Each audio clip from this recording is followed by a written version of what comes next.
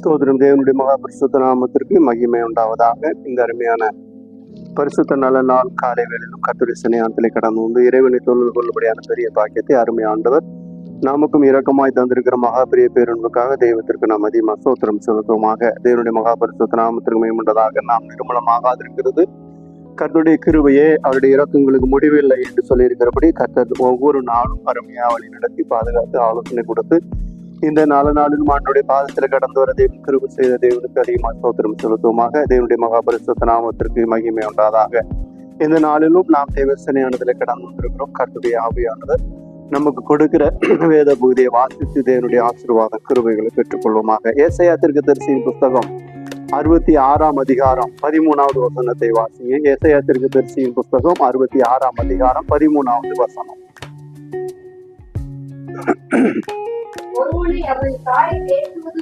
ஒருவனை அவன் தாய் தேற்றுவது போல் நான் அவனை தேற்றுவேன், நீங்கள் எருசலேமிலே தேற்றப்படுவீர்கள் என்று சொல்லி பரிசுத்த ஆவியானவர் இங்கே சொல்லி வைத்திருப்பதற்காக தெய்வத்திற்கு நாம் அதிகமாக ஸ்தோத்திரம் செலுத்துவோமாக. தேவனுடைய மகா பரிசுத்த நாமத்திற்கு மகிமை உண்டாதா. ஒருவனை அவன் தாய் தேற்றுவது போல் நான் உங்களை தேற்றுவேன் என்று ஆண்டவர் சொல்லுகிறார். ஒருவரும் அவனுடைய தாய் எப்படி தேற்றுகிறார் என்பதை நாம் நன்றாக அறிந்திருக்கிறோம். எவ்வளவு கஷ்டங்கள், பலவிதமான பிரச்சனைகள், போராட்டங்கள், எவ்வளவு காரியங்கள் இருந்தாலும் அவனுடைய தாய் அவனை அதிகமாக தேற்றி அரவணைத்து அவனுடைய தாயின் அரவணைப்பில் இருக்கும் பொழுது அவனுடைய கவலை எல்லாம் மறந்து விடுவது போல நான் உங்களை தேற்றுவேன் என்று சொல்லி ஆண்டவர் சொல்லுகிறார். நீங்கள் எருசலேமிலே தேற்றப்படுவீர்கள். எருசலேம்னா என்ன? எருசலேம்னா அதனுடைய அர்த்தம் என்ன?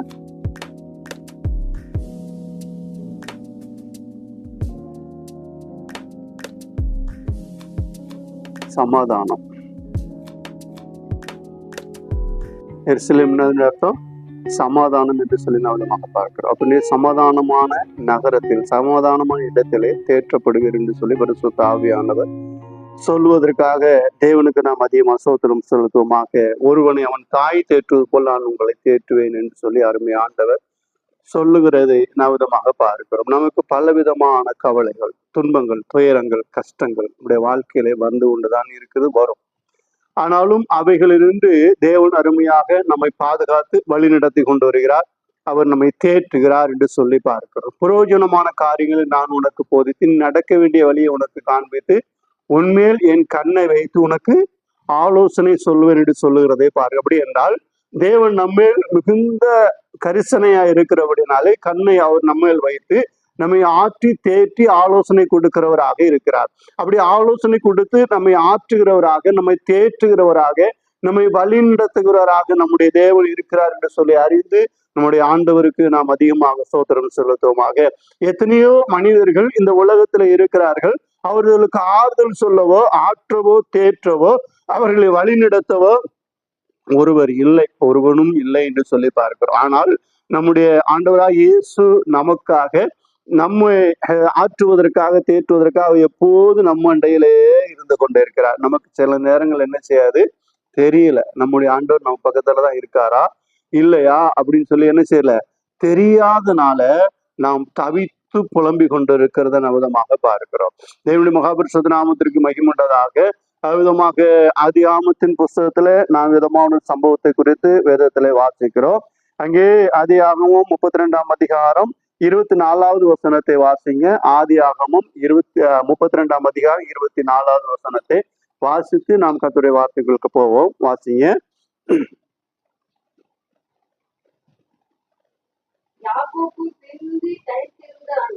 யாக்கோபு பிந்தி தனித்திருந்தான்.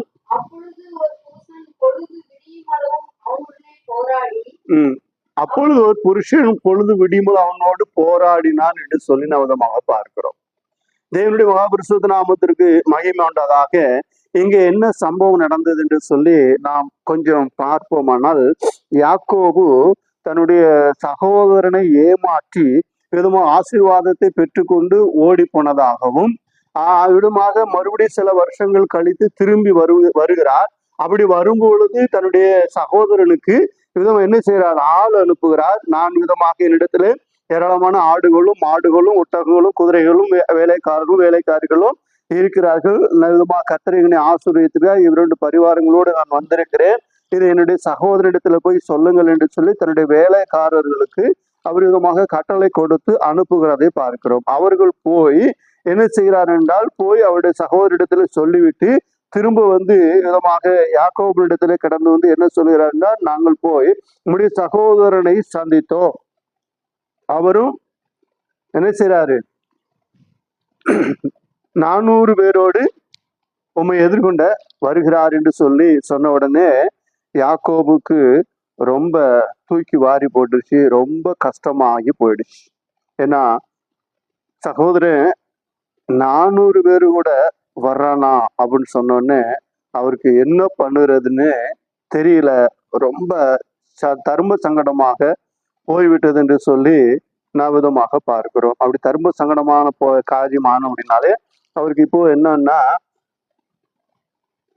நான் விதமாக வாசிக்கும் பொழுது யாக்கோபு தன்னுடைய சகோதர தகப்பனிடத்திலிருந்து ஆசீர்வாதத்தை பெற்றுக்கொண்டார் என்று சொல்லி நாம் வாசிக்கிறோம். அப்படி ஆசீர்வாதத்தை பெற்றுக்கொண்டது எப்படி பெற்றுக்கொண்டார்? அவர் கூழ் காய்த்து கொண்டிருந்தார் என்றும், அது ஒரு விதமான சகப்பான கூழ், அந்த சகப்பான கூழ் அவர் காய்த்து கொண்டிருந்தார் என்றும், அப்பொழுது ஏசா வேட்டைக்கு போயிட்டு களைத்து போய் வந்ததாகவும், எனக்கு இந்த கூழ்ல கொஞ்சம் தாயேன் அப்படின்னு சொல்லி கேட்டதாகவும், அப்படி என்ன உன்னுடைய சேஸ்வர புத்திர பாகத்தை எனக்கு கொடு அப்படின்னு சொல்லி அதுல நாம் இவ்வளவுதான் வாசிக்கிறோம். ஆனால் ஆராய்ச்சியாளர்கள் ஆராய்ச்சி பண்ணி சொல்லும் பொழுது என்ன நடந்ததுதான் தெரியுமா?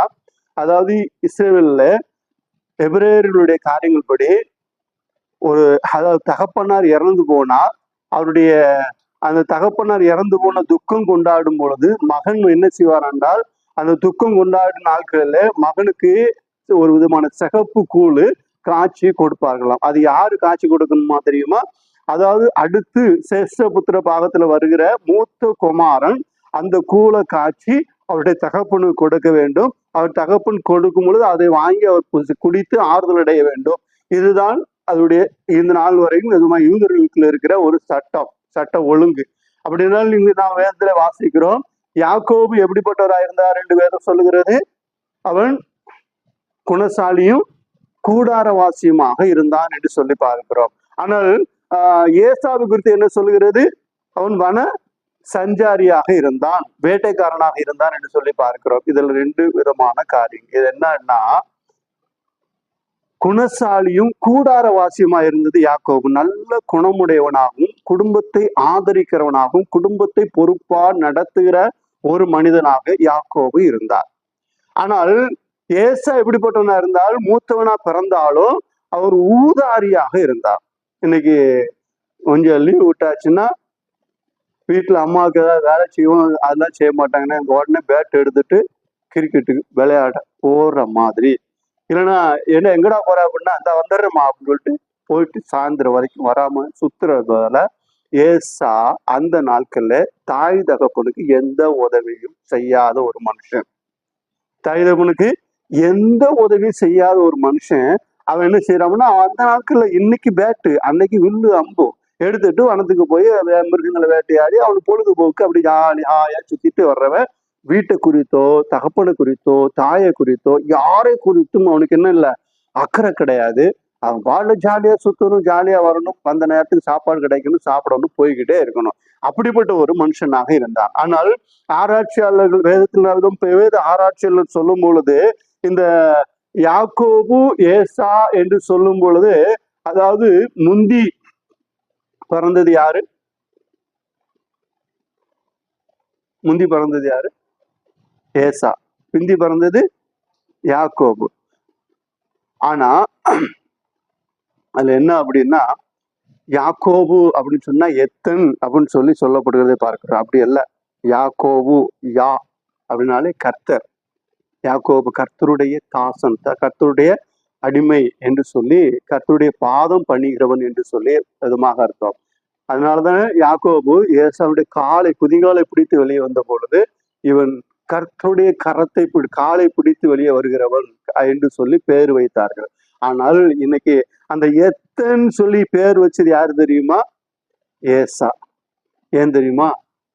தகப்பனிடத்துல போய் சொல்லுறா, என் தகப்பனே எனக்கு ஒரு ஆசீர்வாதம் கூட இல்லையா, இதோடு அவன் என்னை 2 முறை ஏமாற்றினான். அதாவது அவன் ஒரு எத்தன் அப்படின்னு அவன் சொல்லுகிறதை பார்க்கிறோம். ஏசாதான் எத்தன்னு சொல்லி யாக்கோபுக்கு பேர் வச்சது. ஆனால் யாக்கோபுடைய உண்மையான பேர் என்ன இல்ல, எத்தன் கிடையாது. அது ஆண்டவர் இறைவனை உறுதியாக பற்றி கொள்ளுகிறது அர்த்தமாக இருக்கிறது. ஆனா இன்னைக்கு பல வருஷங்களா நம்ம என்ன சொல்லிட்டு இருக்கிறோம், யாக்கோபுனா எத்தன் அப்படின்னு, யாக்கோபு எத்தன், யாக்கோபுன்னு பேர் வச்சுறவங்கள பூரா நம்ம என்ன சொல்லுவோம், அவன் யாக்கோபு தான், பேருக்கு தகுந்த மாதிரி எத்தன் அப்படின்னு சொல்லுவோம். இல்ல, யாக்கோபுனா யாழ் அப்படின்னா கர்த்தருடைய கோ அப்படின்னா அத பாதம் பற்றி கொள்ளுகிறவன், கர்த்தரை பற்றி கொள்ளுகிறவன் என்று சொல்லி அர்த்தமாயிருக்கிறது என்று சொல்லி பார்க்கிறோம். தேவனுடைய மகாபரிசுத்த நாமத்திற்கு மகிமுண்டதாக. யாக்கோபு குணசாலியும் கூடார வாசியுமான ஒரு நல்ல மனிதன், தாய் தகப்பனு கீழ்ப்படுகிறவர், வீட்டு வேலையெல்லாம் ஒழுங்கா செய்கிறவர். அப்போ யாக்கோபு ஏசாவும் பிறந்து கிட்டத்தட்ட எத்தனை வருஷம் ஆபிரகாம் இருந்தாராம்? 15 வருஷம் இருந்தாராம். யாக்கோபுக்கும் ஏசாவுக்கும் 15 வயசு ஆகுற வரைக்கும் ஆபிரகாம் இருந்திருக்கிறாரு. ஆபிரகாம் இருந்து ஆண்டவராய் தெய்வத்தை குறித்து இவர்களுக்கும் போதித்திருக்கிறாரு. பேர பிள்ளையோட நல்ல விளையாண்டு இது பண்ணி இருந்திருக்கிறாரு. அப்படி போதிக்கும் பொழுது யாக்கோபு விதமாக தாத்தா சொல்லுவதை கேட்டு ஆண்டவரை உறுதியாக பற்றி கொண்டார், ஆண்டவருக்கு பிரியமாக நடந்து கொண்டார். இந்த ரெபக்காள் ஒரு தேவ பக்தியுள்ள அருமையான ஒரு பெண் என்று சொல்லி பார்க்கிறோம். அவர் விதமாக தன்னுடைய கற்பத்திலே விதமாக 8 பிள்ளைகள் மோதி கொண்டு ஒரு விதமான வழி உருவாகும் பொழுது இது என்ன ரொம்ப ஓவரா இருக்குது என்று சொல்லி அவர் எங்க போய் விசாரித்தாரா? இன்னைக்கு விசாரிக்கிறபடி குறி சொல்றவங்ககிட்டயோ எதுவும் மற்றவங்களிடத்துல விசாரிக்கல, அந்த அம்மா கர்த்தரிடத்துல விசாரிக்க போனார் என்று சொல்லி பாருங்க. அப்படி என்றால் அந்த அம்மா மிகுந்த தேவ பக்தி உள்ளவர். கர்த்தரிடத்துல விசாரித்த பொழுது கர்த்தர் அவருக்கு 2 சன்னதி 2 ஜாதிகளுடைய வயிற்றில பிறக்கும். அவருடைய 2 ஜாதி, ஒருவர் இளையவன் மூத்தவன், அதாவது மூத்தவன் இளையவனை செய்யப்பான், இளையவனுடைய சன்னதியை ஆசீர்வதிக்கப்படும் என்று சொல்லி சொன்னபடியினாலே இளையவனாக 2வது பிறந்த யாக்கோபு மேல் ரெபக்கா மிகுந்த பாசம் வைத்திருந்தார் என்று சொல்லி பார்க்கிறோம். காரணம், அவர் கர்த்தரால் ஆசிரியக்கப்பட்டவர், தெரிந்து கொள்ளப்பட்டவர் என்று அறிந்த பொழுது இன்னும் கர்த்தரை குறித்து அதிகமான காரியங்களை அறிவித்தார் என்று சொல்லி பார்க்க. இப்ப இந்த யாக்கோபு என்ன செய்யறாங்க, அதாவது புத்திரபாகம் யாருக்கு கிடைக்குமோ அவர்கள், அதாவது தன்னுடைய யூத முறைமையின்படி என்ன அப்படின்னா, யூத முறைமைப்படி ஒரு வீட்டுல எத்தனை பிள்ளைகள் பிறந்தாலும் சரி, மூத்தவன் தான் சேஷ்ட புத்திரத்துக்கு சொந்தமான அந்த சொத்துக்கெல்லாம் அதிபதி. மற்ற பிள்ளைகள்லாம் அவங்களுக்கு சொத்தெல்லாம் கிடையாது. அவங்களே சில வெகுமதிகளை கொடுத்து அவங்கள அனுப்பிடுவாங்க. அதாவது ஈசாவுக்கு புத்திரபாகம் சொத்து ஆபிரகாம் கொடுத்த பொழுது மற்றவர்களுக்கு இஸ்மவேல் முதற்கொண்டு எல்லாருக்கும் கொஞ்சம் கொஞ்சம் கொடுத்து அவர்களை அனுப்பி விட்டது போல அனுப்பி விடுவார்கள். விதமாக அப்படிப்பட்ட ஒரு அதாவது சேஷ்ட புத்திர பாகத்தினுடைய சொந்தக்காரர் என்று சொல்லி பார்க்கிறோம். ஆனால் அது ஏசாவுக்கு போக வேண்டும். ஏசாவோ தாந்தோண்டித்தனமாக விளையாட்டுத்தனமாக ஊர் சுத்தி கொண்டிருந்தபடினாலே இப்பொழுது அவருடைய தாத்தா இறந்து போய்விட்டார். தாத்தா இறந்து போன துக்கத்துல தகப்பனார் இருக்கிறார். தகப்பனாருடைய துக்கத்தை ஆற்ற வேண்டும். தகப்பனார் துக்கத்தை ஆற்ற வேண்டும்னா அவர்கள் கூழு காய்ச்சி, ஒரு விதமான கூளை காய்ச்சி அது அவருக்கு கொடுக்க வேண்டும். அது யாரு கொடுக்க வேண்டும்? சேஷ்ட புத்திர பாகத்தை உடைய மகன் கொடுக்க வேண்டும். அது ஏசா செய்யாதபடினாலே யாக்கோபு அந்த வேலையை செய்து கொண்டிருந்தார். யாக்கோபு அந்த கூலத்தான் காய்த்து கொண்டிருந்தார். இப்பொழுது நல்லா சுத்தி ஜாலியா சுத்தி அடிச்சுட்டு வந்து, என்ன தம்பி என்னடா பண்ற, கூலா காய்க்கிற, எனக்கு கொஞ்சம் கொடுற. யாக்கோபுக்கு சரியான கோபம், எரிச்சல். ஏண்டா தாத்தாவுக்கு காய்ச்சி, தாத்தா இறந்து போயிட்டாரு, நீ காய்க்க வேண்டியது நான் கொடுத்துக்கிட்டு இருக்கிற, நீ என்னடான்னா கூழு கேட்கிற, அது யாரும் குடிக்க கூடாதுடா, அப்பாவுக்கு தான் கொடுக்கணும். இல்ல நான் சாக போறேன், நான் பசியா இருக்கிறேன், என்னை கொஞ்சம் கொடு அப்படின்னு சொல்லுங்க. அப்போதான் கேட்கிறாரு, உன் சேஷ்ட புத்திர பாகத்தை எனக்கு வித்து போடு அப்படின்னு சொல்லி. நான் இது நீ தான் செய்ய வேண்டும், இதுக்குரிய காரியம் உனக்கு தான் உண்டு, அதனால நீ இது செய்யாது அப்படின்னா இப்ப எனக்கு அந்த அதிகாரத்தை கொடுன்னு அவன் சொல்றான். சேஷ்ட புத்திர பாகத்தை வச்சு நான் என்ன செய்ய போறேன், எடுத்துக்கோ, எனக்கு கூளை கொடு. கூளை வாங்கி கொடுத்து அந்த ஆசீர்வாதத்தை யாக்கோபு பெற்றுக்கொண்டார் என்று சொல்லி விதமாக பாருங்க. அதற்கு பிற்பாடு அதுல பெற்றுக்கொண்டார். இப்பொழுது அவன் ஏசா என்ன செய்யறான், கூழுக்காக தன்னுடைய உரிமையை விட்டு கொடுத்து விட்டான். ஊதாரித்தனமாக அலைந்த ஏசா உரிமை விட்டு கொடுத்து விட்டான். ஒண்ணு. ரெண்டாவது விதமாக அது ஈசாக்கு தெரியாது. இது ரெபக்காலுக்கும் யாக்கோவுக்கும் மாத்திரம் தெரியும், ஏசாவுக்கும் தெரியும் தன்னுடைய சேஷ்டபுத்திர பாகத்தை விட்டு போட்டோம் என்று. ஆனால் அடுத்து நடக்கிற சம்பவத்தை குறித்து பார்க்கும் பொழுது ஈசாக்கு கண்கள் மங்களடைந்து வயசான காலத்துல ஏசாவை அழைத்து விதமாக, என் மகனே வனத்துல போய் வேட்டையாடி மிருகத்தை கொண்டு வந்து எனக்கு ருசியில விதமாக பண்டமா சமைத்து கொண்டு வா, அதை நான் மரணம் அடைவதற்கு முன்னே சாப்பிட்டு உன்னை ஆசீர்வதிக்கிறேன் என்று சொன்னவர் ரெபக்கால் கேட்டுக்கொண்டிருந்தார். இந்த ஆசீர்வாதம் இந்த ஊதாரி பய மகனுக்கு போயிடக்கூடாது. இந்த ஊதாரி பய சுத்திக்கிட்டு இருக்கிறான், இவனுக்கு இந்த ஆசீர்வாதம் போகக்கூடாது, இது யாக்கோபுக்கு தான் போக வேண்டும். ஏனென்றால் கர்த்தர் யாக்கோபை தான் தெரிந்து கொண்டிருக்கார் என்று சொல்லி அறிந்த அந்த அம்மா என்ன பண்ணாங்க, யாக்கோபை அழைத்து தந்திரமான ஒரு காரியத்தை செய்யறாங்க. நீ இந்த மாதிரி செய்ய என்று சொன்ன பொழுது தாயார் சொன்ன ஆலோசனை பயந்துகிட்டு தான் போனாரு. தாயார் சொன்ன ஆலோசனைப்படியே போய் ஆசீர்வாதத்தை வாங்கி கொண்டு வந்து விட்டார். இப்பொழுது மிருகத்தை கொண்டு வந்து சமைத்து கொண்டு தகப்பனிடத்துல கொடுத்த ஏசா சொல்றார், தகப்பனே, யாக்கோபு இங்கு ஏசா செய்யற காரியம் என்ன தெரியுமா, தன்னுடைய தகப்பனிடத்தை தகப்பன் ஆசீர்வதிக்கிறார் என்று சொன்னா என்ன சொல்லியிருக்கணும், தகப்பனே, நான் இந்த ஆசீர்வாதத்துக்கு நான் பாத்திரம் நல்ல, என்ன அந்த சேஷ்ட புத்திர பாகத்தினுடைய ஆசீர்வாதத்தை நான் என்ன செஞ்சுட்டேன்னு யாக்கோபிட்ட வித்து போட்டேன். அன்னைக்கு கூழ் காய்ச்சது நான் இல்லை, யாக்கோபு தான் காய்ச்சி கொடுத்தது. அதனால இதுக்கு சொந்தக்காரன் அவன் தான், அவனுக்கு ஆசீர்வாதத்தை கொடுங்கன்னு நியாயமானபடி ஏசா சொல்லியிருக்கணும். ஆனால் ஏசா சொல்லாதபடினாலே எதுமா தந்திரமாக ஆசீர்வாதத்தை வாங்க வேண்டும் என்று சொல்லி அவன் வந்தான். ஆனால் கர்த்தரோ அதை மாற்றி அமைத்து விட்டார் என்று சொல்லி பார்க்கிறோம். இப்பொழுது யாக்கோபு போய் ஆசீர்வாதத்தை வாங்கிவிட்டு வந்த பிற்பாடு அவன் கதறுகிறான், அவன் பேர் யாக்கோபு அல்லவா, இதோடு என்னை 2 தரம் ஏமாற்றினான், என் சேஷ்டபுத்திர பாகத்தையும் எடுத்துக்குவான். இப்போதுதான் தகப்பனுக்கு உண்மை தெரியும். அது வரைக்கும் தகப்பனுக்கு என்ன செய்யாது, உண்மை தெரியவே தெரியாது. இப்போதுதான் தகப்பனுக்கு உண்மை தெரியும், என் சேஷ்டபுத்திர பாகத்தையும் எடுத்துக்கொண்டான், இப்ப எனக்குரிய ஆசீர்வாதத்தை பறித்து கொண்டான், அவன் பேர் யாக்கோபு அல்லவா, அவன் என்னை ஏமாற்றி விட்டான். இந்த வார்த்தையை வைத்து கொண்டு பல 1000 வருஷங்களாக என்ன சொல்லிக்கிட்டு இருக்கிறோம், யாக்கோபு எத்தன் அப்படின்னு சொல்லிட்டு இருக்கோம். ஆனா சொன்னது யாரு, ஏசா. ஏசாதான் ஒரு எத்தன். இன்னைக்கு பொய் சொல்லுகிற பிசாசு என்ன செய்வான் தெரியுமா, அவன் எல்லா விதமான தீமைகளும் செய்வான். ஆனா யாராவது உண்மையை சொன்னா அந்த உண்மைக்கு புறம்ப ஒரு பொய்யை சொல்லி விட்டுருவான், அந்த பொய் வேகமா பரவும், பொய்யை நம்புவாங்க, உண்மையை சொல்ற ஆளை போட்டு என்ன செய்வாங்க, அடிப்பாங்க. இப்படித்தான் என் நாட்களில் காணப்படுகிறது. அப்படித்தான் ஏசா யாக்கோபுடைய காரியங்கள்ல காணப்பட்டதுன்னு சொல்லி பார்க்கிறோம். இப்பொழுது ஆசீர்வாதம், ஆனால் கர்த்தர் அதை பார்த்து கொண்டிருந்தபடினாலே சரியான இடத்திற்கு ஆசீர்வாதத்தை யாக்கோபுக்கு கர்த்தர் கொடுத்தார். இப்ப யாக்கோபு அந்த ஆசீர்வாதத்தை பெற்றுக்கொண்டார். ஆனா பெற்றுக்கொண்ட பிற்பாடு ஏசா என்ன சொல்றான் தெரியுமா, தன் இருதயத்தில் என்ன சொன்னானா, தன் இருதயத்தில் சொல்லி கொண்டான்னு தான் எனக்கு வேதம் சொல்லுது. ஆனால் தாயார் சொல்லுகிறார், என் மகனே, உன்னை அவன் கொண்டு போட முடிய திட்டம் போட்டிருக்க, ஒரே நாள்ல நான் விதமாக உங்களை 2 பேரும் நான் எப்படி அளக்குறது, அதனால நீங்க விதமாக போ என்று சொல்லி தகப்பனிடத்துல பர்மிஷன் கேட்டு தகப்பன் சொல்லுறார். விதமாக அந்த அம்மாவும் போய் தகப்பனிடத்துல போய், அந்த அம்மா அவருடைய குணம் ரொம்ப அருமையான ஒரு நல்ல குணம். அந்த அம்மா போய் ஏசா இப்படிலாம் நினைச்சிருக்கிறான், இப்படி பேசிக்கிட்டு அலைகிறான், யாக்கோபை கொண்டு போட்டுறேன்னு சொல்றான் அப்படின்னு சொல்லி யார்கிட்ட சொல்லலை, தன்னுடைய புருஷன்கிட்ட சொல்லவே இல்லை. குணசாலியான ஸ்திரியை கண்டுபிடிப்பவன் யார், அவருடைய விலை முத்துக்களை பார்க்கலும் உயர்ந்தது என்று சொல்லியிருக்கிறபடி அந்த குணசாலியான ஸ்திரி தன்னுடைய புருஷனத்துக்கு அந்த ஆகாத காரியத்தை சொல்லாமல் அது என்ன செய்யணும், தந்திரமோ ரொம்ப ஞானமோ ஒரு காரியத்தை செய்யறா. விதமாக இந்த தேசத்துக்கு காணானி ஏத்தி ஸ்திரீ நிமித்தம் என் உள்ள ரொம்ப உங்களுக்கும் கஷ்டமா இருக்கு, எனக்கு கஷ்டம், ரொம்ப வருத்தப்படுத்துறாங்க. ஏசா இப்படி கல்யாணம் முடிச்சதுன்னா நமக்கு எவ்வளவு வருத்தப்படுறோம், ஒரு வேலையும் செய்ய மாட்டேங்கிறாங்க.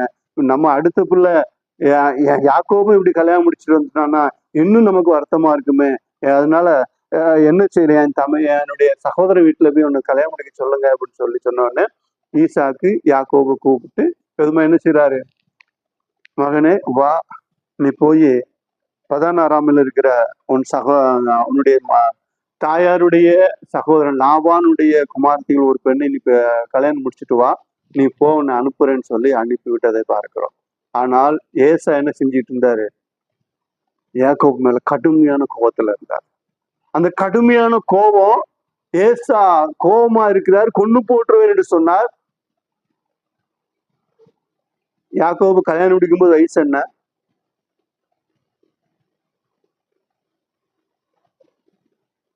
கிடையாது. ஏற்கனவே ஈசாவுக்கு கல்யாணம் முடிஞ்சு 20 வருஷம் கழிச்சா 2 பேரும் பிறந்தாங்க. ஆனா எந்த சட்டத்திட்டத்தையும் மதிக்காத ஏசா ஏற்கனவே 2-3 பெண்களை கல்யாணம் முடிச்சு வச்சிருந்தார். யாக்கோபு கல்யாணமே முடிக்கல. அரசியல் என்ன சொல்றாங்கன்னா, யாக்கோபு கல்யாணம் முடியும்போது வயசு 60க்கு மேல சொல்றாங்க.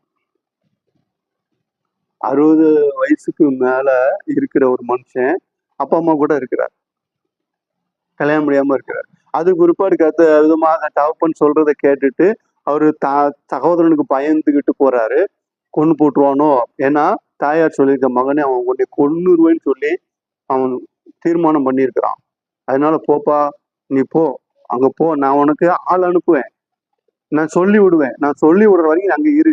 அவன் சகோதரன் என்ன ஆகணும், சாந்தமாகட்டும், அது குறிப்பாடு நான் ஆள் அனுப்புறேன்னு சொல்லி அனுப்புறாங்க. ஆனா யாக்கோபு லாபானுடைய வீட்டுல போய் அங்க ஆடுகளை மேய்த்து அங்க பண்ணிக்கிட்டு இருக்கும்போது அவருக்கு ஒரு ஏக்கம். என்ன தெரியுமா, என்னதான் இருந்தாலும் தாய் வார்த்தை, தாய் மேல அதிகமான பாசம், தாயினுடைய இவன் அம்மா பிள்ளைன்னு சொல்றாங்க இல்லையா, அது மாதிரி இவருடைய அம்மா பிள்ளை. அம்மா வார்த்தையை கேட்டுட்டு போனவரு, அம்மா எப்படா சொல்லி விடுவாங்க, நம்ம மறுபடியும் ஊருக்கு போகலாம், அம்மா அப்பா பார்க்கணும், எப்போ அந்த ஆள் வருவான், எப்போ அந்த ஆள் வருவான், எப்போ அந்த ஆள் வருவான்னு சொல்லி பல வருஷங்கள் ஓடிடுச்சு. கிட்டத்தட்ட 20 வருஷத்துக்கு அதிகமாக மாமனார் வீட்டுல இருக்கிறார். அங்கே போய் விதமாக 2 பெண்களை கல்யாணம் முடித்து, வேலைக்காரிகளை கல்யாணம் முடித்து, ஆடு மாடுகள் எல்லா பிள்ளைகள்லாம் பார்த்து சம்பாத்தியம் பண்ணி இப்போ எல்லாம் நடந்துகிட்டு இருக்குது. ஆனாலும் அவருடைய எதிர்பார்ப்பு என்ன தெரியுமா, தாய் தகப்பனை பார்க்கணும், சகோதரன் கோபமா இன்னும் கோபமா இருக்கானோ, அம்மான்னு ஆள் சொல்லி விடலையே, இன்னும் கோபமா இருக்கிறான், கொன்னுருவேன்னு சொல்லிட்டு இருந்தானே, இன்னும் அதிகமா கோபமா இருக்கிறான் போல தெரியுது, அதனாலதான் அம்மான்னு சொல்லி விடலை. சரி, நம்ம அம்மா இப்படி இருக்கிறாங்க, உயிரோட இருக்காங்களா, செத்து போயிட்டாங்க, அது எதுவுமே தெரியாது. இன்னைக்கு நம்ம மொபைல் வச்சிருக்கிறோம், இன்னைக்கு நவீன காலத்துல இருக்கிறோம், மொபைல் வச்சிருக்கிறோம். ஏதாவது ஒண்ணு அடுத்த செகண்ட்ல வீடியோ காலில் போட்டு, என்ன கான்ஃபரன்ஸ் காலில் போட்டு நம்ம நீட்டா பேசிக்கிட்டு இருக்கிறோம். ஆனா அந்த நாட்கள்ல எதுவுமே கிடையாது, எந்த தகவலும் கிடையாது, ஏதாவது ஒரு ஆள் வந்து சொன்னாதான் உண்டு. அப்படிப்பட்ட காலங்கள்ல இவர் எதிர்பார்த்து கொண்டே இருக்கிறார், அம்மா அனுப்புன ஆள் எப்போ வரும், எப்போ வரும், எப்போ வரும்னு. ஆனா எல்லா காரியங்களும் முடிந்த பிறகு கர்த்தர் சொல்லுகிறார், கர்த்தருடைய தூதன் வந்து சொல்லுகிறார், நீ உன்னுடைய தகப்பன் வீட்டுக்கு போ என்று சொன்ன பொழுது கர்த்தருடைய வார்த்தையை கேட்டு மனைவி மாறிட்டு ஆலோசனை பண்ணிவிட்டு என்ன செய்யற, அங்கிருந்து கிளம்பி வந்து கொண்டிருக்கிறார். இப்ப கிளம்பி வரும் பொழுது தாயை பார்க்க வேண்டும், தகப்பனை பார்க்க வேண்டும் என்கிற ஆசை வாஞ்சை இருக்கிறது. இப்பொழுது தாய் அனுப்பின ஆள் வரவில்லை. ஆனால் கர்த்தர் சொல்லியிருக்கிறபடி கர்த்தருடைய தூதன் அடிக்கடி கர்த்தருடைய தூதன் யாக்கோபை சந்தித்தார் என்று சொல்லி நவதமாக பாரு. கர்த்தருடைய தூதனை பார்த்து பேசுகிறதும் தூதர்களை பார்ப்பதும் யாக்கோபுக்கு ஒரு சர்வசாதாரணமான ஒரு காரியம். அடிக்கடி அவர் பார்த்து கர்த்தருடைய தூதனோட பேசி கொண்டே இருந்தார். ஜெபம் பண்ணும் பொழுது கர்த்தர் தூதர் வருவார்கள், அவருடைய அடிக்கடி அவர்கள் பார்த்து பேசுவேன். அவருக்கு ஆதரவு, அவருக்கு ஒரே ஆதரவு கர்த்தருடைய தூதர்கள் அப்பப்போ வந்து அவருக்கு செய்தி அறிவித்ததான். இப்பொழுது கடந்து போகிறார், தகப்பனை பார்க்க வேண்டும், தாயை பார்க்க வேண்டும். ஆனால் அம்மா அனுப்புற ஆள் வரவில்லை. கர்த்தர் சொன்ன தூதனை வைத்து நாம் கடந்து போகிறோமே, இப்பொழுது சகோதரன் எப்படி இருக்கிறானோ, எப்படி சூழ்நிலை இருக்கிறான்னு சொல்லி அறிவதற்காக என்ன செய்றார், கிட்ட நெருங்கி வந்தாச்சு. கிட்ட நெருங்கி வந்துகிட்டு இருக்கும்போது தன்னுடைய வீட்டுல சகோதரர்களுக்கு விதமாக செய்தி அனுப்புகிறார். செய்தி அனுப்பிவிட்டு என்ன சொல்கிறார் என்றால், விதமாக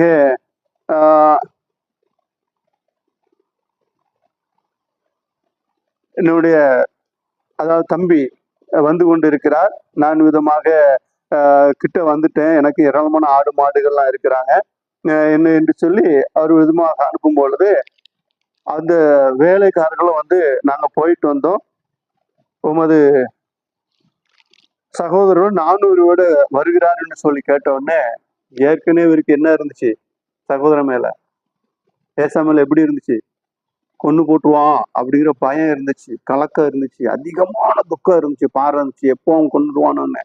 ஆனா உயிர் பயம். ஆனா இப்போ மிகுந்த வேதனையோடு வருத்தத்தோடு இருக்கிற நாட்களில இங்கே விதமாக 400 பேரோடு கூட வர்றாருன்னு சொல்லி கேள்விப்பட்ட உடனே மிகுந்த வருத்தமாயி போச்சு. வியாகுலம்னா வியாகுலம், அவ்வளவு வேதனை. ஐயோ போச்சுரா, ஏற்கனவே அவன்கிட்ட இருந்து 2 ஆசீர்வாதம் நமக்கு வந்துருச்சு, அவன் அதுல கோபத்துல கொலை செஞ்சிருவேன்னு சொன்னான். அப்பா மரணமடை நாள் வரும், அப்போ நான் கொன்னுருவேன்னு சொன்னான். இப்போ வர்றான்னா கண்டிப்பா 400 வீடு வர்றான்னா என்ன செய்வான், கண்டிப்பா நம்மளை கொன்னுருவான் அப்படின்னு சொல்லி நம்ம பேசுறபடி அல்ல, ரொம்ப வியாகுலத்தோடு இருந்தார். கதறினார். வியாகுலம்னா வியாகுலம், அவ்வளோ வியாகுலத்தோடு இருந்தார். கதறினார். என்ன செய்ய போறோம், ஏது செய்ய போறோம் அப்படின்னு மந்தையை 2ஆக பிரிக்கிற உடனே மந்தையை 2ஆக பிரித்து ஒரு மந்தையை சொல்லுறாரு, நீ அந்த பக்கமா சுத்தி இந்த இடத்துக்கு வா, இன்னொரு மந்தையை சொல்லி இந்த பக்கமா சுத்தி அந்த இடத்துக்கு வா. ஒருவேளை அவன் வந்து ஒரு பகுதியை பிடித்து கொண்டாலும் மறுபகுதி என்ன செய்யும், நமக்கு இதுமா காப்பாற்றப்படும் என்று சொல்லி, அது மாத்திரமல்ல அந்த ஏசாவுக்கு வெகுமதிகள்லாம் கொடுத்து என்ன செய்யறாரு, தாஜா பண்றாரு. என்னை எப்படியாவது கொடுத்த தன்னுடைய உயிரை காப்பாற்ற வேண்டும் என்று சொல்லி அவர் அனுப்புகிறார். அப்படி போகும் பொழுது இப்பொழுது அனுப்பிவிட்டு எல்லாரையும் அனுப்பிவிட்டு தன்னுடைய மனைவி பிள்ளை எல்லாரையும் ஆற்றை கடக்க வைத்து விட்டு என்ன செய்யறாண்டால் தேவ சமூகத்துக்கு போகிறார். தேவ சமூகத்துல போய் ஆண்டவரே என்று சொல்லி அவர் ஜபம் பண்ணுகிறதை நான் விதமாக பார்க்கிறோம். வாசிங்க, மறுபடியும் அந்த வசனத்தை வாசிங்க. யாக்கோபு பிந்தி தனித்து இருந்தான். அப்பொழுது ஒரு மனுஷன் பொழுது விடியும்போது அவனுடைய போராடி அவனுடைய மேற்கொள்ளாதை கண்டு அவனுடைய தொடை சந்தை தொட்டார்.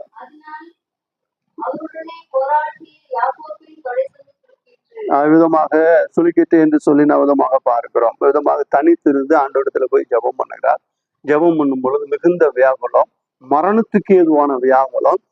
வந்து எல்லாரையும் கொண்டு போட்டு எல்லாரையும் முறியடிச்சுட்டு போனா என்ன செய்யறது, இந்த பூமியில் நம்ம என்ன செய்ய போறோம், ஏது செய்ய போறோம், இப்படி ஒரு சூழ்நிலையை என்ன பண்ண போறோம் அப்படிங்கிற மிகுந்த வருத்தம், மிகுந்த வேதனை, மரணத்துக்கு ஏதுவான வியாகுலத்தோடு அவர் போராடி ஜபம் பண்ணி கொண்டிருக்கும் பொழுது, அப்படி ஜெபித்து கொண்டிருக்கும் பொழுது ஆண்டவர் என்ன செய்யறாரு, கர்த்தரங்க கடந்து வருகிறார்.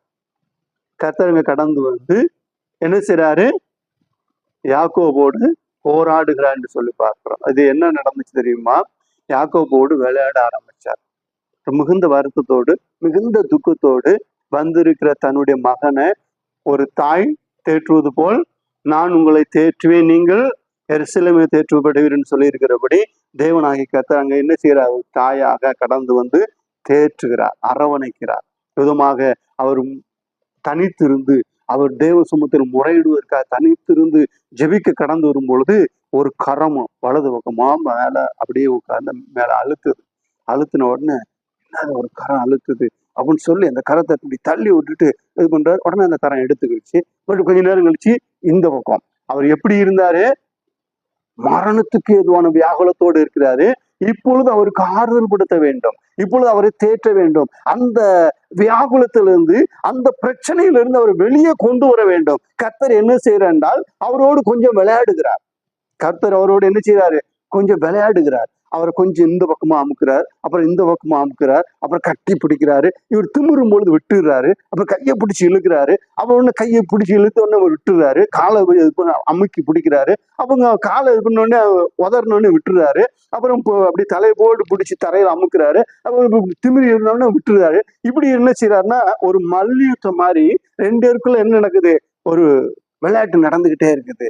அப்போ பிடிச்சி அமுக்கும் பொழுது இப்படி திமிரி எல்லாம் இது பண்ணோடனே விட்டுருவாரு. அதாவது சின்ன பிள்ளைகள்கிட்ட தகப்பன் விளையாடும் பொழுது அவர் சின்ன பிள்ளைகிட்ட அப்படி பிடிச்சி அப்படியே அமுக்குவாங்க. அமுக்கும் பொழுது அந்த பையன் பண்ணி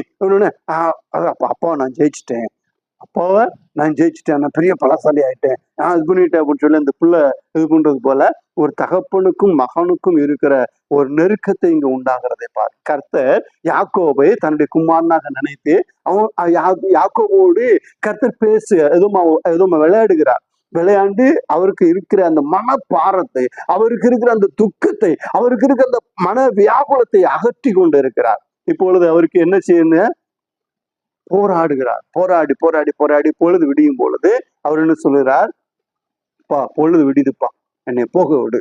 அப்படின்னா என்ன? தன்னை விட வந்தவரு. ஆனா அவருக்கு என்ன, யாக்கோபுக்கு எப்படி தெரியும்?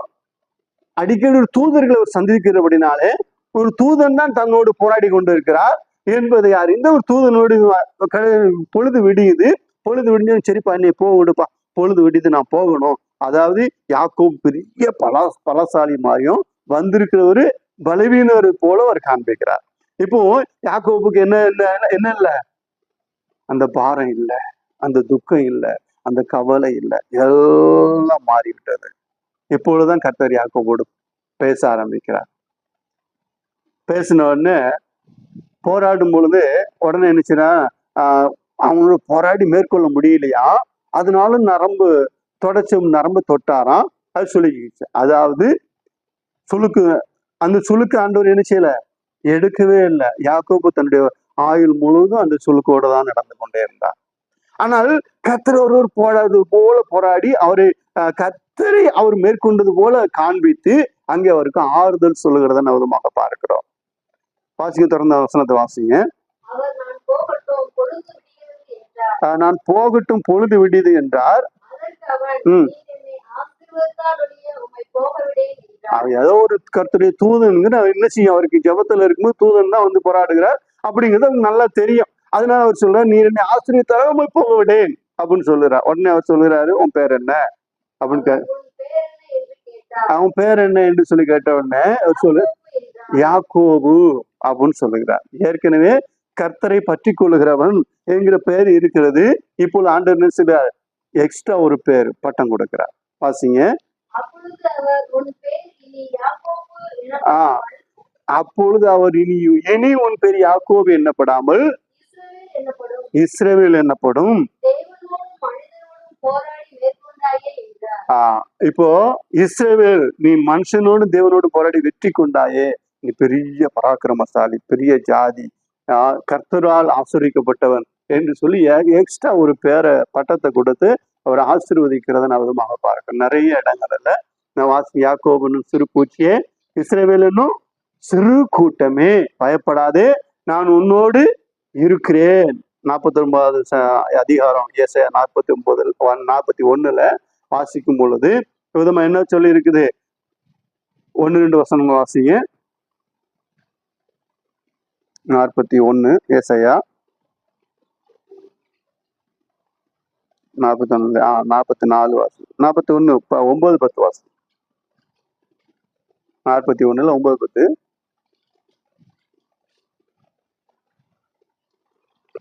நான் பூமியின் கடையாந்திரங்களிலிருந்து உன்னை எடுத்து அதன் எல்லையிலிருந்து அழைத்து வந்ததும் நீ என் தாசன், நான் உன்னை தெரிந்து கொண்டேன், நான் உன்னை வெறுக்கவில்லை என்று சொன்னேன். நீ பயப்படாதே, நான் உன்னை கூட இருக்கிறேன், திகையாதே, நான் உன் தேவன், நான் உன்னை பலப்படுத்தி உனக்கு சகாயம் பண்ணுவேன், என் நீதியின் வலதுகரத்தினால் உன்னை தாங்குவேன். இதுமாக கர்த்தர் உன்னை தாங்குவேன் என்று சொல்லுகிறார். 44:1-2 வசனங்கள் வாசிங்க.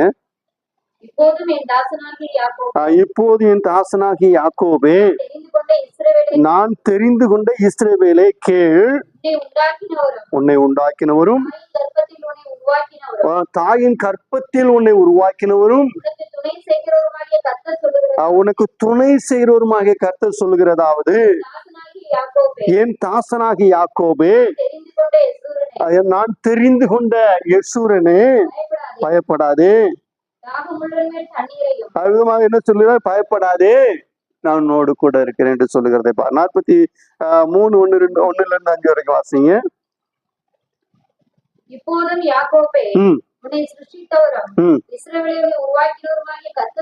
இப்போதும் யாக்கோபை உன்னை சிருஷ்டித்தவரும் உன்னை உருவாக்கினவருமாகிய கர்த்தர் சொல்லுகிறதாவது, பயப்படாதே, உன்னை பயப்படாதே, உன்னை மீட்டு கொண்டேன், உன்னை பேர் சொல்லி அழைத்தேன், நீ என்னுடையவன் என்று ஆண்டவர் சொல்லுகிறதை பார்ப்பேன். உன்னை பேர் சொல்லி அழைத்தேன், நீ என்னுடையவன். தேவனுடைய மகாபரிசுத்த நாமத்துக்கு மகிமையுண்டாதாக. அந்த யாக்கோபை தேவனாகிய கர்த்தர் என்ன செய்தார்? பேர் சொல்லி அழைத்தார். உன் பேர் என்ன? யாக்கோபு. இனி உன் பேர் யாக்கோபு என்னப்படாமல் இஸ்ரவேல் என்னப்படும் என்று சொல்லி அவர் ஆசீர்வதிக்கிறத நான் விதமாக பார்க்கிறோம். அப்போது யாக்கோபு என்ன கேட்கிறார் தெரியுமா? இப்போ தேவ தூதனா இருந்தா என்ன சொல்லியிருப்பார்? உன் பேர் யாக்கோபு என்னப்படும், இஸ்ரவேல் என்னப்படும் கர்த்தர் சொல்லுகிறார் அப்படின்னு சொல்லியிருப்பார். அப்படித்தானே சொல்லியிருப்பார். தேவதூதனா இருந்தா என்ன சொல்லியிருப்பாரு? உன் பேரு இனி யாக்கோபு என்னப்படாமல் இஸ்ரவேல் என்னப்படும் என்று சேனைகளின் கர்த்தர் சொல்லுகிறார் அப்படின்னு சொல்லியிருக்கணும். ஆனா இங்க என்ன சொல்லுகிறாரு? உன் பேர் இனி யாக்கோபு என்னப்படாமல் இஸ்ரவேல் என்னப்படும் என்று சொன்னார். அப்படி சொன்ன உடனே என்னப்படும்? தேவனோடு மனிதனோடும் போராடி மேற்கொண்டாயே அப்படின்னு சொன்ன உடனே இவருக்கு டவுட் இதாயிடுச்சு. ஆஹா, வா, நம்ம இப்ப யாரோடு போராடிக்கிட்டு இருக்கிறோம்? கர்த்தரோடு வந்திருக்குது. யாரு? தூதன் அல்ல, கர்த்தர் வந்திருக்கிறாரு. அப்பதான் கேட்கிறாரு ஆண்டவர் பேர் என்ன. அப்ப ஆண்டவர்கிட்ட என்ன கேட்கிறாரு? உங்க பேர் என்ன அப்படின்னு கேட்கிறாரு. அவர் ஒண்ணு கேட்கிறாரு, என் பேரை நீ ஏன் கேட்கணும்? அவர் ஒண்ணு என்ன கேட்கிறாரு? என் பேரை நீ எது கேட்கணும் அப்படின்னு சொல்லிட்டு அங்கே அவரை ஆசீர்வதித்ததாக நான் பார்க்கிறேன். வாசிங்க, அடுத்த வசனம் வாசிங்க. 32 ஆதியாகமம். அவர் யாக்கோபை தொலைத்தது கடமை கொண்டபடியால் 29. அப்பொழுது யாக்கோபு உம்முடைய நாமத்தை எனக்கு அறிவிக்க வேண்டும் என்று கேட்டான். உம்முடைய நாமத்தை எனக்கு அறிவிக்க வேண்டும் என்று கேட்டான். அதற்கு அவர், நீ என் நாமத்தை கேட்பானே, நீ என் நாமத்தை கேட்கிற அப்படின்னு சொல்லி அவனை ஆசீர்வதித்தார். பாருங்க, மிகுந்த துக்கம்.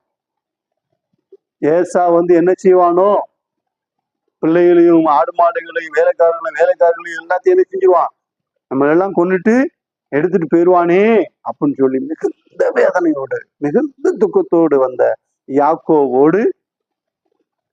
யாக்கோபு தனித்து ஜெபம் பண்ண போகும்பொழுது கர்த்தர் யாக்கோபோடு விளையாட ஆரம்பித்தார். ஒரு தகப்பன் தன்னுடைய மகனோடு விளையாடுகிறது போல, ஒரு தாய் தன் மகனை அரவணைத்து காப்பாற்றுகிறது போல கர்த்தர் யாக்கோபோடு உறவாட ஆரம்பித்தார் என்று சொல்லி பார்க்கிறோம். அப்போ இப்ப இருந்த அந்த என்ன செஞ்சிச்சு?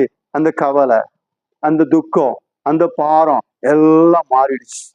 ஏற்கனவே எப்படி இருந்தாரு? ஏசாவுக்கு பயந்து போய் இருந்தார்.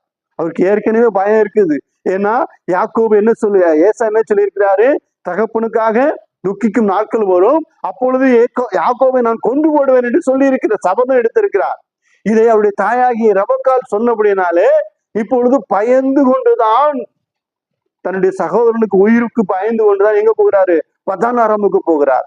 ஆனால் தாய் சொன்ன ஆள் வரவில்லை. கர்த்தருடைய தூதன் சொல்லி அவர் கடந்து வந்து கொண்டிருக்கிறார். இதுவரைக்கும் தாயினிடத்துல இருந்து ஆள் வரவில்லை.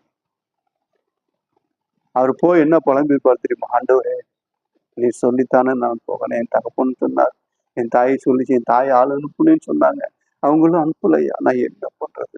புலம்பி இருப்பார். புலம்புன்னு புலம்பி கண்ணீர் வடிச்சு. நம்ம இப்ப பேசும்போதும் கேட்கும் போதும் வித்தியாசமா இருக்குது. தனியா உட்கார்ந்து அழுது ஜெபம் பண்ணும்போது என்னவாறு அழுதி கதறி இருப்பார். எவ்வளோ வியாகுலத்தோடு, எவ்வளவு மனம் தாங்களோடு தேவ சமுதிரம் காத்திருப்பார். அப்பொழுது ஆண்டவர் என்ன செய்றார்?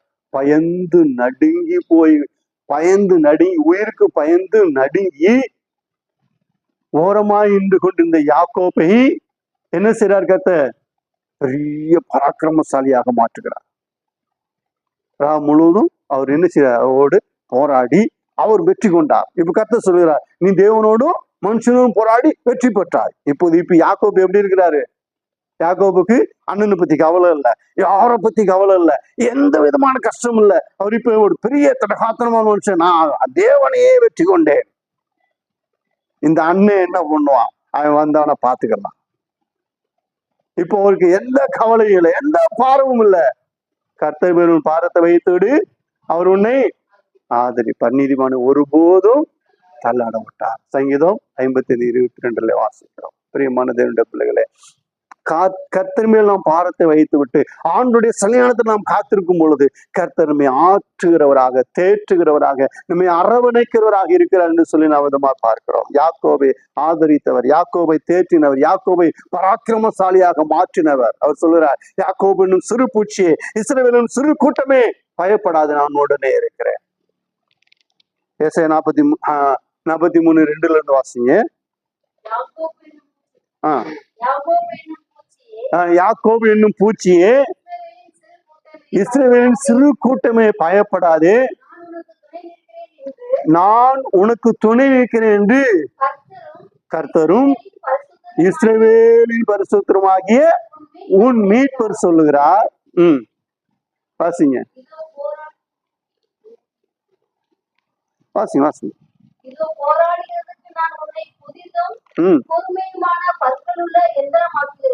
போராடுகிறதுக்கு எப்படி ஆக்குறாரா? புதிதும் கூர்மையான எந்திரமும் ஆக்குகிறேன். மலுங்கலான எந்திரம் அல்ல, பழசான துருப்பிடிச்ச எந்திரம் அல்ல, புதிதும் கூர்மையான எந்திரமும் ஆக்குகிறேன். யாக்கோபு எப்படி இருந்தார்? முதல்ல பயந்து நடுங்கி, தொடர் நடுங்கி அப்படின்னு சொல்லுவோம் இல்லையா, அப்படி இருந்தார். அவரை கர்த்தர் எப்படி மாற்றினார்? புதிதும் கூர்மையான எந்திரமாக கர்த்தர் மாற்றினார். இப்ப பராக்கிரமசாலியாக, தடகாத்திரமாக அந்த இடத்தை விட்டு அவர் வெளியே வருகிறதை நாம் பார்க்கிறோம். அப்பொழுது அவர் அங்கிருந்து வெளியே வந்த பொழுது கர்த்தர் ஆசீர்வதித்தார். ஆசீர்வதித்து கடந்து பார்த்த பொழுது 30ஆம் வசனத்துல வாசிக்கிறோம். ஆதியாகமம் 32:30 வாசிக்கும் பொழுது, அப்பொழுது யாக்கோபு அவர் சொல்லுகிறார், நான் தேவனை முகமுகமாய் கண்டேன், உயிர் தப்பி பிழைத்தேன். அதாவது தேவனை கண்டவன் ஒருவனும் என்ன செய்வதில்ல. என்னை கர்த்தர் விதமாக மோசையோடு சொல்லும் பொழுது அவர் சொல்லுகிறார், என் முகத்தை பார்க்கிற ஒருவனும் உயிரோடு இருக்க விடாது. ஆனால் யாக்கோபு பார்த்தார், உயிரோடு இருந்தார். தேவனுடைய மகாபரிசுத்தராம இதுமாக யாக்கோபு முகமுகமாய் ராம் முழுவதும் நேருக்கு நேரா நின்று மல்லு கட்டி போராடி சண்டை போட்டு மல்லு கட்டி இது பண்ணி தன்னை பெரிய பராக்கிரமங்களை மாற்றிக்கிட்டாரு. முகத்தை பார்க்காம இருந்திருப்பாரு. என்ன சொல்றாரு? தேவனை நான் ஆனா இருட்டுலதான் 2 பேரும் என்ன சொல்றாங்க? மல்லு கட்டிக்கிட்டு இருக்கிறான். அதுமாக முகமுமாய் கண்டேன், உயிர் தப்பி பிழைத்தேன் என்று சொல்லி அந்த இடத்துக்கு என்ன சொல்றாரு? தேவனுடைய முகத்தை பார்த்தேன், தேவனை பார்த்தேன் என்று சொல்லுகிறார். பெடியேல் என்று சொல்லுகிறதை பார்க்கிறோம். பிரியமான தேவனுடைய பிள்ளையை நாம் கர்த்தருடைய சன்னிதானத்தை கடந்து வந்தோம். கர்த்தர் நம்மோடு கூட இருக்கிறார். நமக்கு சில நேரங்கள் என்ன தெரியுமா? எதிரிகள் சூழ்ந்து வரும் பொழுது, நமக்கு பல விதமான பிரச்சனைகள் நமக்கு மேல இடியா இறங்கும் பொழுது, நம்ம சூழ பல நெருக்கங்கள், பல கஷ்டங்கள், பல கசப்புகள் உருவாகும் பொழுது நம்ம என்ன நினைக்கிறோம் தெரியுமா? ஆண்டவர் என்னை கைவிட்டு விட்டார், ஆண்டவர் என்னை கைவிட்டு விட்டார், என் வாழ்க்கை அவ்வளவுதானா, இதோட முடிஞ்சிருமா, நான் இனிமே எந்திரிக்கவே முடியாதா? இல்ல, ஆண்டவர் கூட தான் இருக்கிறார். ஆண்டவர் என்ன செய்ய நம்மை ஆற்றி மகனே மகளே என்று சொல்லி நம்மை அரவணைத்து பாதுகாத்து கொண்டிருக்கிறார். ஒருவனை அவன் தாய் தேற்றுவது போல நான் உங்களை தேற்றுவேன் என்று சொல்லி ஆண்டவர் சொல்கிறார். நம்மை தேற்றும்படியாக, நம்மை ஆற்றும்படியாக, அரவணைக்கும்படியாக, நமக்கு ஆறுதல் கொடுக்கும்படியாக, நம்ம விதமாக பலவீனனா இருக்க நம்மை பலப்படுத்தும்படியாக அவர் நம்மோடு கூட இருக்கிறார். அவர் என்ன சொல்கிறார்? உன்னை புதிதும் கூர்மையான இயந்திரமாக்குவேன் என்று சொல்லி ஆண்டவர் சொல்லுகிறதை பார்க்கிறோம். நீ தண்ணீர்களை கடக்கும் போது உன்னோடு இருப்பேன், அக்னி நடக்கும்போது அவன் உன்னை பற்றாது, வேகாதிருப்பாய் என்றெல்லாம் அவர் சொல்லி கொண்டு வருகிறதை பார்க்கிறோம். யோசுவாவின் புஸ்தகம் 1ஆம் அதிகாரம், யோசுவாவின் புஸ்தகம் 1ஆம் அதிகாரம் 5வது வசனம் 9வது வசனத்தை வாசிங்க.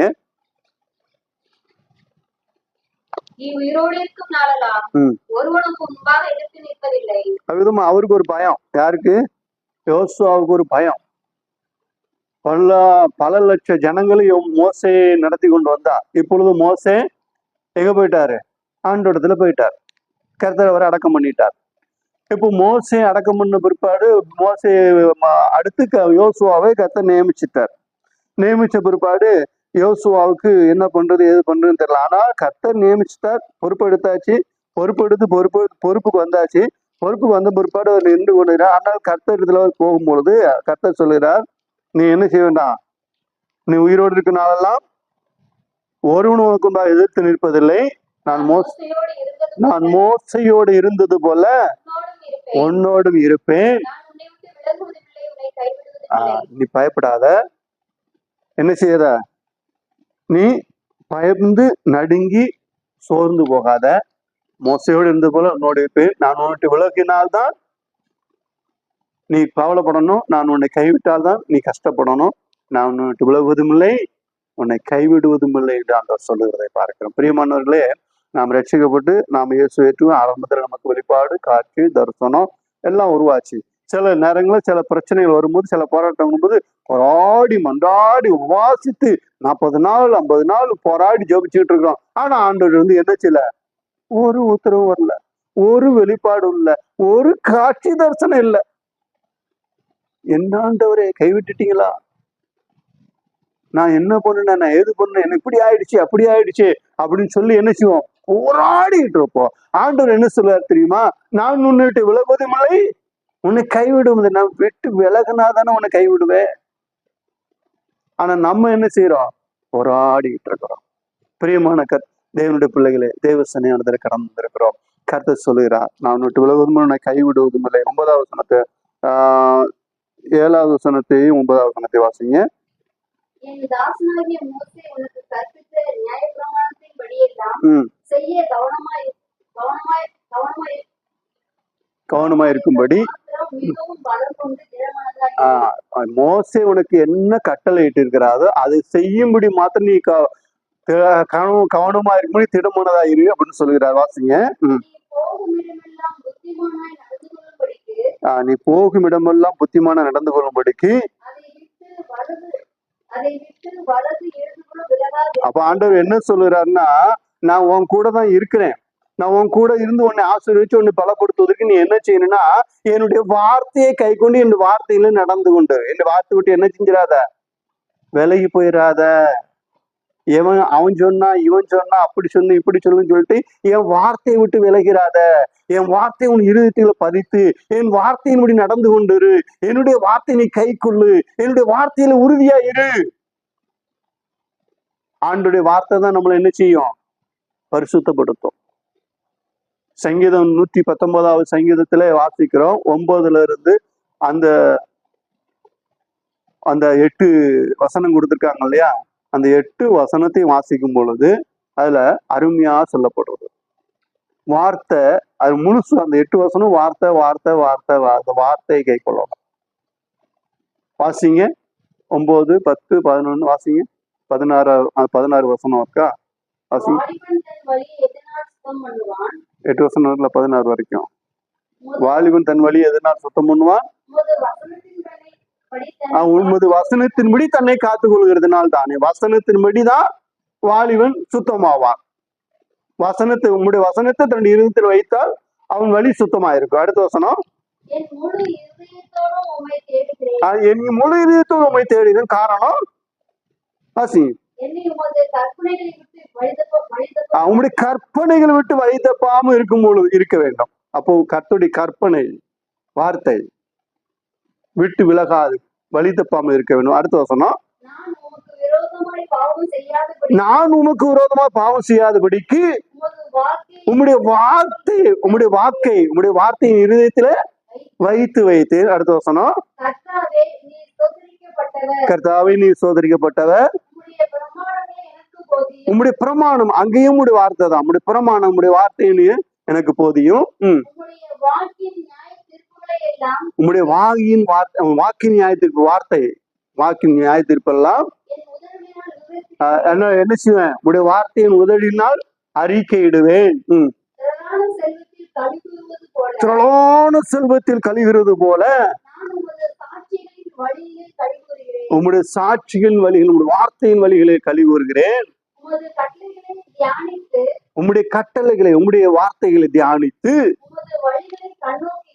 உம்முடைய வழிகளை கண்ணோக்குகிறேன் என்று சொல்லி சங்கீதக்காரர் அழகாக ஒரு சங்கீதத்தை எழுதி வைத்திருக்கிறதை பார்க்கிறோம். பிரியமான கர்த்தருடைய பிள்ளைகளே, அப்படி என்றால் என்ன யோசுவாக்கு என்ன சொல்லுகிறார், மோசேக்கு நான் சொன்ன பிரமாணங்களை நீ விட்டு விலகாமல் அவைகளும்படி இருப்பாயானால் நான் உன்னை ஆசீர்வதிப்பேன், உனக்கு முன்பா ஒருவனும் எதிர்த்து நிற்பதில்லை என்று சொல்லிவிட்டு அவர் சொல்லுகிறார். வாசிங்க 9வது வசனம். கட்டளையிடவில்லையா? நான் உனக்கு கட்டளையிடவில்லையா?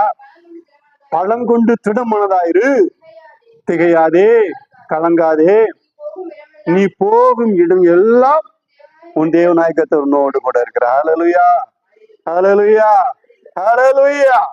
பிரியமான தேவனுடைய பிள்ளைகளே, நாம் தேவஸ்தானத்தில் கடந்து கர்த்தர் சொல்றார், பழங்கொண்டு திடமனதாயிரு, நீ போகும் எல்லா இடங்களும் இருக்கிற, நீ போகிற எல்லா இடங்களும் வலது புறம் சாய்ந்தாலும் சரி, இடது புறம் போனாலும் அது நீ எந்த பக்கம் போனாலும் சரி, உன்னோடு கூட உன் சூழ இருக்கிறேன் ஆண்டவர் சொல்கிறார். 34வது சங்கீதம் 5வது வசனத்தை வாசிங்க.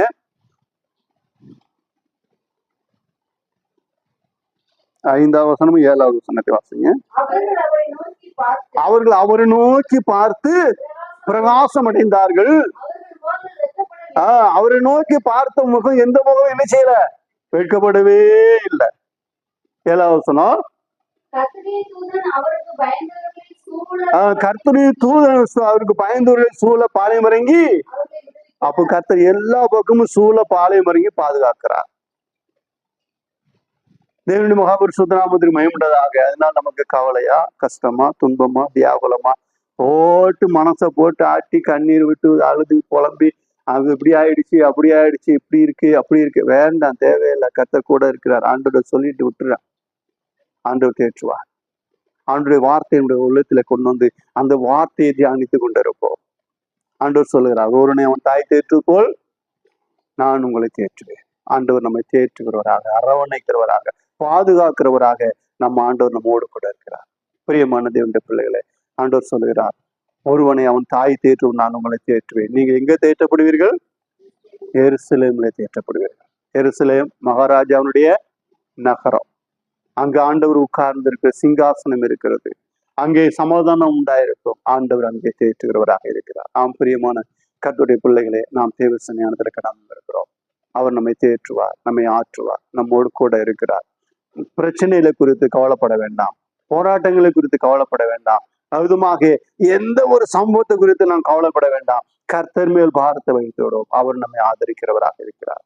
அதனால பேதுரு சொல்லுகிறார், அவர் உங்களை விசாரிக்கிறவனா அப்படியால் உங்கள் கவலைகளை அவர் மேல் வைத்து விடுங்கள் என்று சொல்லுகிறதை பாருங்கள். கவலைகளை ஆண்டோர் மேல் வைத்து விட்டு நாம் சமாதானமாய் சந்தோஷமாய் ஆண்டோருடைய வசனத்தை தியானித்து சந்தோஷமாய் களி கூற வேண்டும் என்று சொல்லி ஆண்டவர் சொல்லுகிறதை பார்க்க. பிரியமான கர்த்தருடைய பிள்ளைகளே, நாம் கர்த்தருடைய சன்னிதானத்தில் கடந்து இருக்கும். யாக்கோபு வியாகுலத்தோடு கடந்து போனார். அவரை பெரிய பராக்கிரமசாலியாக, பெரிய திரகாத்திரமான மனிதனாக, தைரியமுள்ளவனாக கர்த்தர் மாற்றினார் என்று சொல்லி பார்க்கிறோம். அதனால யாக்கோபே, இஸ்ரவேலே பயப்படாதே, நான் உன்னோடு கூட இருக்கிறேன் என்று சொல்லி சொல்லுகிறார்.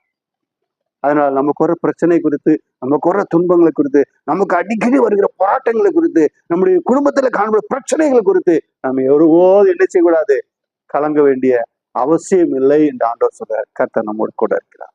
கர்த்தர் நம்மை தேற்றுகிறார், நம்மை ஆற்றுகிறார், வழி நடத்துகிறார், போதிக்கிறார், புத்தி சொல்றார், வசனத்தை கொடுத்து சரியான செம்மையான பாதையை நம்ம நடத்துகிறவராக இருக்கிறார். ஆனால் கர்த்தருடைய பிள்ளைகளாக நாம் எதை குறித்தும் கவலைப்படாதபடி கர்த்தருக்கு சந்தோஷமாக களி கூர்ந்து மகிழ்வோம் என்று சொல்லி வேதம் சொல்லுகிறதை பார்க்கிறோம். நீங்கள் கர்த்தருக்குள் மகிழ்ச்சியா இருப்பதே சொல்லுங்க, மகிழ்ச்சியா இருப்பதே பலம் இல்லையா? அதனால நாம் கர்த்தருக்குள் மகிழ்ச்சியா இருப்போம், பலன் அடைவோம். கர்த்தர் தாம் அந்த வார்த்தைகள் ஆசிரிப்பாராக. ஆமாம். மறுபடியும் கர்த்தரை ஸ்தோத்திரிப்போம். கேட்ட வார்த்தையில் மனது உண்டு ஒரு ஜெபிக்கிறோம். யாரும் மனங்கால்